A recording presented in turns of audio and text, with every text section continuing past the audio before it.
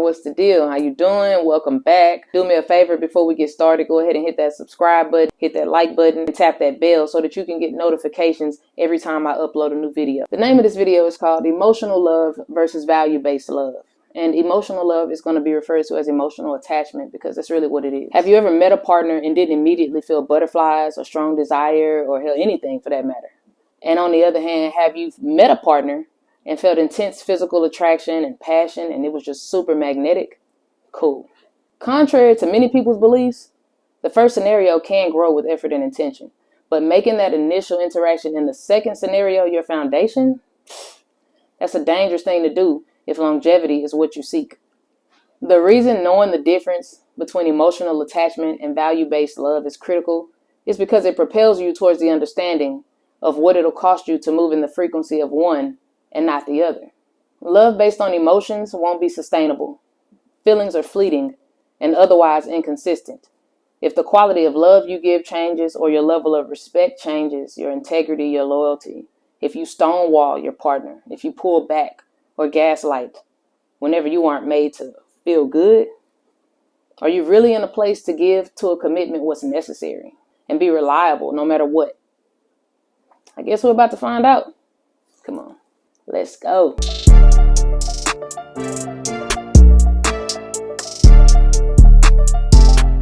Is your partner your best friend?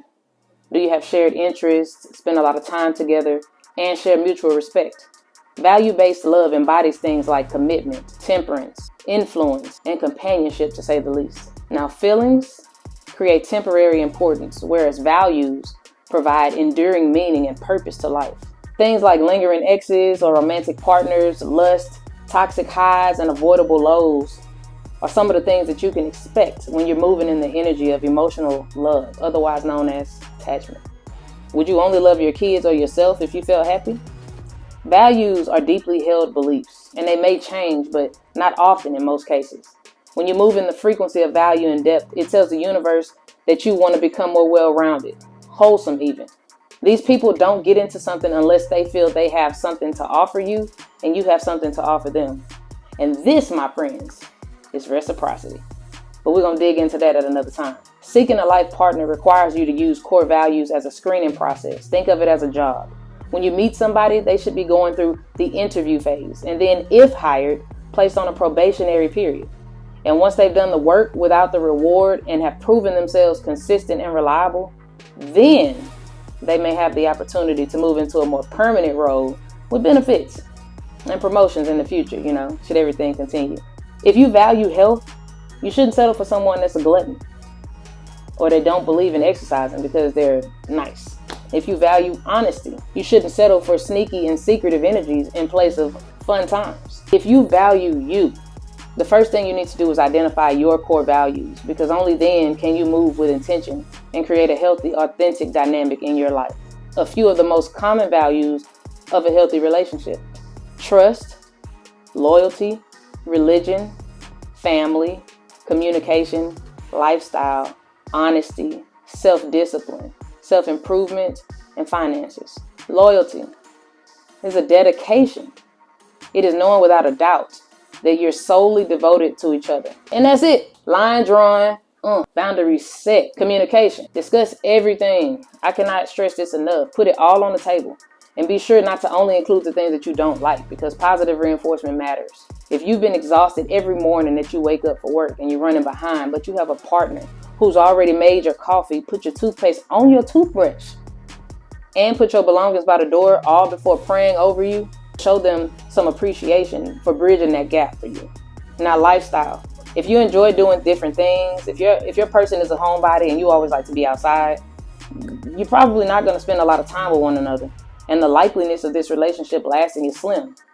You have to do things together sometimes. Not all the time, but enough times to feel like you have a bond with your partner, with your person, and not just a roommate. It's the one, y'all. Honesty. I read that honesty is a voice for love that builds trust. And without it, even I love you becomes a lie in itself. And that is not real security. Yes, you might feel awkward if you have difficult things to bring forward, but it's better than concealment, which causes irreparable damage. It's definitely going to earn you a ton of respect and it's going to remove the guesswork, cultivating a true alliance between you and your person. Your conscience can rest too, which I personally feel is underrated. And there won't have to be feelings of shame or disappointment in the equation. Honesty should not only exist when it's convenient for one person. There is no perfect time to tell the truth because you should do it all the time. It's simple. Self-discipline. If one person is structured and they have an alarm that goes off every morning without fail, and it sets off a series of pre-planned events like going to the gym, feeding the dog, making breakfast, dropping the kids off at school all before heading to work, but you have a partner who hits the snooze button and drags ass every day, that might begin to build some resentment. So to avoid that, just find someone that's more like you. Self-improvement. This is where you continue to elevate and become the best version of yourself. This is why we're here on this earth. Both parties should desire to better themselves. They should. Don't widen the gap between you two by choosing someone with no ambition or goals just because you love them, or you've been with him or her so long and you feel like you owe it to the connection based on how much you have invested. Because if you invest reality into the situation, it won't matter. Because realistically, if you're an ambitious person and your partner isn't, or don't have the desire to even open themselves up, you're already doing yourself a disservice. Finances also can be known as financial infidelity. That's when you know that you are a saver and your partner isn't. It's not the end of the world as long as y'all are both open to learning from each other, because balance is key. There's absolutely nothing wrong with having your own personal account or nest egg. It just should never be so extreme that you have to have secret accounts to hide your poor spending habits or to protect yourself from your partner's destruction. Value-based love is stable and unaffected by any emotion. Obsession, unhealthy attachment, constant anxiety, physical attraction, passion, yearning, addictive cycles, and projections. These things aren't love. This is what society has equated with love. You want to know what real love is? It's when your person is the one that you have feelings for. With attachment, your significant other is replaceable if they don't satisfy your needs and give you the attention that you desire. Love radiates outwards towards a person that's irreplaceable to you.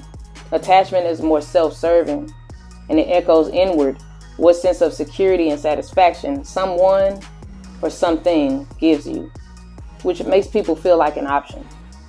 Would you like to be treated like an option? Emotional attachment stems from your earliest bonds and experiences, and it highly influences your outlook. They determine things like, what do you expect from people? How do you interpret relationships? How you behave in relationships and fulfill your role? If you are drawn to connections where people are smitten, enamored, and infatuated with you, this is your shadow self projecting. What are you trying to tell yourself? And what could you be telling others? Let's break down emotion. Energy plus motion. Emotion. Energy only transfers. So where do you put these feelings whenever we find ourselves physiologically aroused and overstimulated? The amygdala is the part of the brain that, when activated, controls our fight or flight response. The emotional brain is connected to every area of the brain, whereas the analytical brain is not. And what this means is that work, actual intention, is needed to keep these energies in motion from going astray, up, down, everywhere, really, Emotional attachment is for those who don't have much to offer. Maybe it's to have a distraction and fill the void. Only you know this for a fact. But that doesn't mean that the people closest to you won't pick up on it. Attached people don't yet have the emotional awareness to avoid mistaking infatuation or lust for lasting love. They fear true intimacy, losing sense of self, or just being hurt, which is completely understandable. But fear is when there is a clear, present danger. So ultimately, it's redundant to stunt your inner growth for things that are in your highest interest anyway. As a result, emotionally unavailable people might mesh better with someone else who is emotionally unavailable, because there's a comfort in knowing that you and this person are in the same place, and neither of you have to fully commit to one another. You can both move from a place of lack. You can ride the surface. You can keep it physical, all to just avoid the hard stuff. 100% your decision.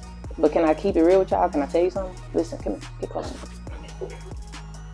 Listen to me. It's giving codependent. Okay. Anyway, if emotions repeat endlessly or appear with the same intensity, then something is wrong. Unlike emotion, love does not increase or decrease in response to its environment. If you aren't yet in a place to embody value-based love or have found yourself in a perpetual cycle of insecure attachment styles, that's perfectly okay. There's no judgment here. We're all spiritual beings having a human existence. And it is through these phases in life that we actually can elevate. But it is my recommendation that you unpack the trauma that's been etched into you and take back control of your life, because you deserve it. You can go to therapy.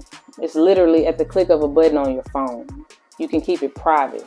You can meditate, recenter yourself, and just do things that you enjoy and build that confidence back up, because you don't need anyone.